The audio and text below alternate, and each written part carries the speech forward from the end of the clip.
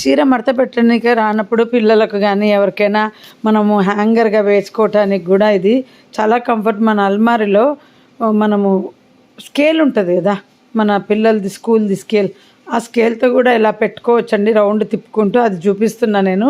మా పిల్లలను video shoot చేయండి అంటే చేసినారు. ఒక్కొక్క శారీ పడిపోకుండా చక్కగా అల్మారీలో స్కేల్ పెట్టేసి ఇలా తిప్పుకుంటూ చేస్తే మన అల్మారీలో నీట్గా ఉంటాయి జారిపోయే చీరలు. స్కేల్ అవసరం లేదండి, కార్డ్బోర్డ్ షీట్ ఉంటుంది కదా, ఒక్కొక్క శారీ కోసం ఒక్కొక్కటి పెట్టేసేయచ్చు, వాడుకునేటప్పుడు అది తీసి పెట్టచ్చు. బట్టలు పడతాయి నాకు కట్టి ఇంట్లో ఈజీగా జారిపోకుండా చీర కొల్చడం కాదు.